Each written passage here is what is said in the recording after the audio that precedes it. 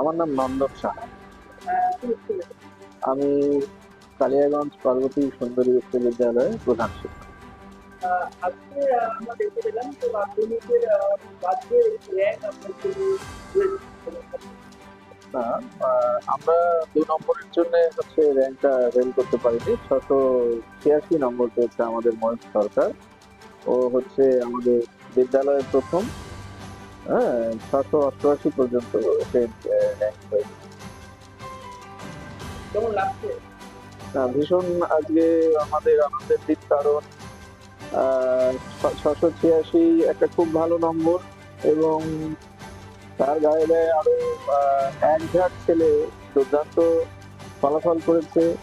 হ্যাঁ, এবং 80% উপরে প্রায় 25 জন ছাত্র আমাদের রয়েছে 191-এর মধ্যে, যেটা একটা খুব ভালো ফলাফলের লক্ষণ। আমরা অবশ্যই ভালো ফলাফল, ভালো র্যাঙ্কের কথা যেমন ভাবি, তেমনি পাশাপাশি আমরা ভালো ভিত তৈরি করার কথাটাও আমরা ভাবি, যে কারণে আপনারা লক্ষ্য করবেন যে গত 10 বছরে আমাদের এই পার্বতী সুন্দরী উচ্চ বিদ্যালয় থেকে যত ডাক্তার, ইঞ্জিনিয়ার এবং আরো বড় বড় আহ, আহ, যে পেশায় যে প্রতিষ্ঠিত হয়েছে আমাদের ছাত্ররা বিভিন্ন দেশে এবং বিদেশে।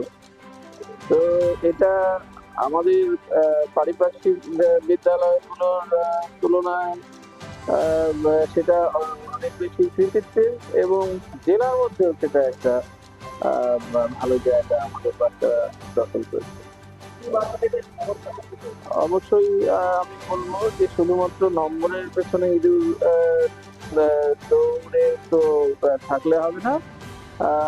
মানুষ হিসেবে তৈরি হওয়ার পাশাপাশি ভিতটাকে শক্ত করতে হবে, যাতে আহ, জীবনে সাফল্য অর্জন করা যায়, কর্মক্ষেত্রে সাফল্য অর্জন করা যায়, নীতি নৈতিকতার ক্ষেত্রে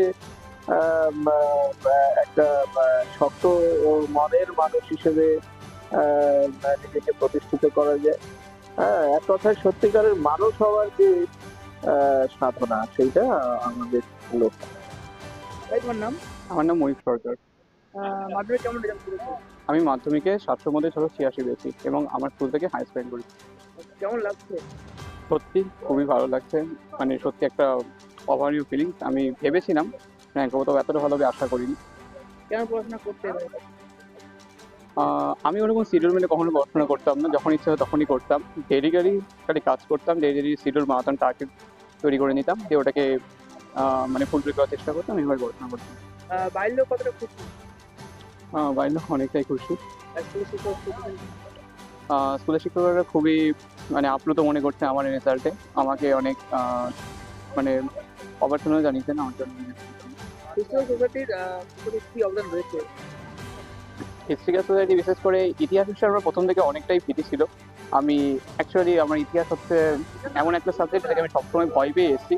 তবে ইতিহাস মানে হিস্ট্রিক্যাল সোসাইটির যদি আমাদের স্যার সোমনাথ স্যার সবসময় আমাদেরকে প্রত্যেকটা পয়েন্টে পয়েন্টে আমাদেরকে সবসময় বুঝিয়ে দিয়েছেন, এভাবে লিখতে হবে, এভাবে তৈরি করতে হবে, এভাবে লিখলে ভালো হয়। ইভেন আমি ইতিহাস একটা খুব গুরুত্বপূর্ণ বিষয়, ইতিহাসের ম্যাপ দেওয়ার বিষয়টা আমি অতটা করতাম না। তো আমাকে বলেছিল এরকম ম্যাক দিলে আমার নাম্বার ইমপ্রুভ হতে পারে, সো ওটাকে আমি ফলো করেছি এবং ফলো করেছি।